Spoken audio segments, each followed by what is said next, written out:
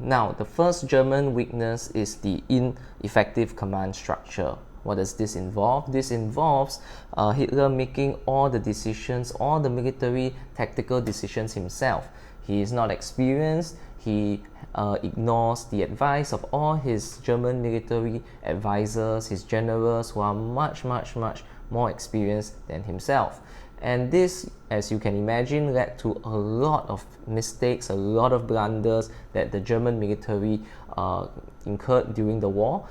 You have two very good examples that you can use in your essay. The first example is the Battle of Britain, where the Royal Air Force and the Luftwafe, which I hope you can remember is the German Air Force, went on head-to-head against each other in the Battle of Britain.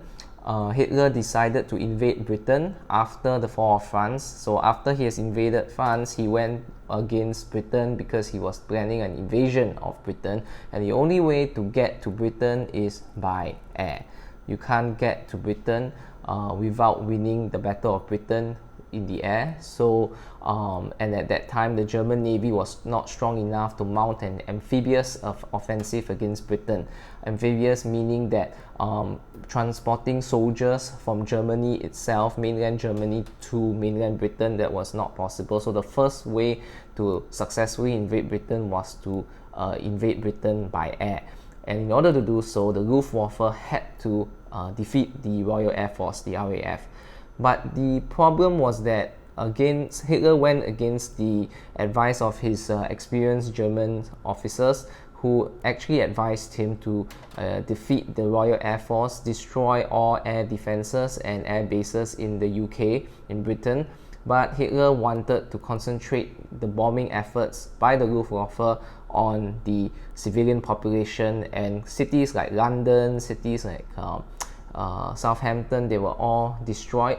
A lot of civilians died, but this backfired because the people of Britain actually became very resilient.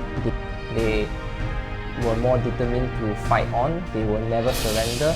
A speech by Winston Churchill at that time, Britain's finest hour, really reviewed how resilient the British people were against the German air bombings.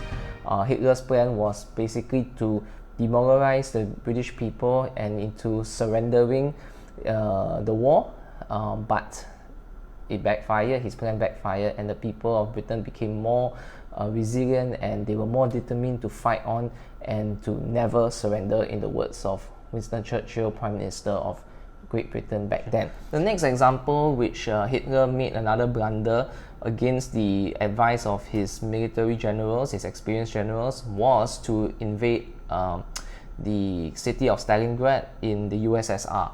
Now, his generals wanted him to invade Moscow, which is basically the capital of the USSR. Now, if Hitler listened to his generals' advice, he could have ended the war with the USSR just by capturing Moscow, which is the capital of the USSR.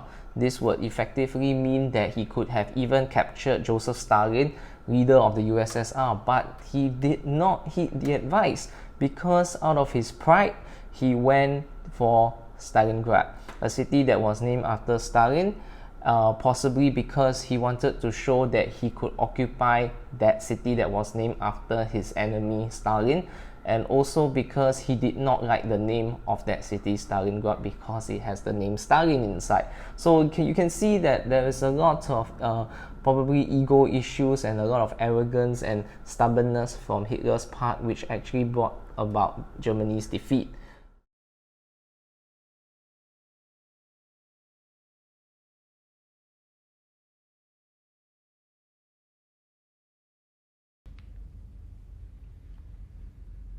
Mein Führer, Steiner konnte nicht genügend Kräfte für einen Angriff massieren. Der Angriff Steiner ist nicht erfolgt.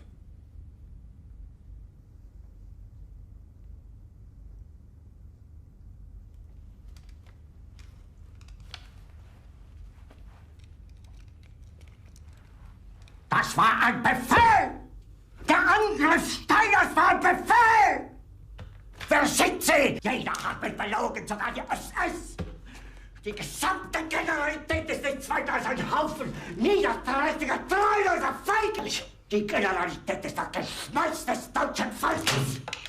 Sie ist ohne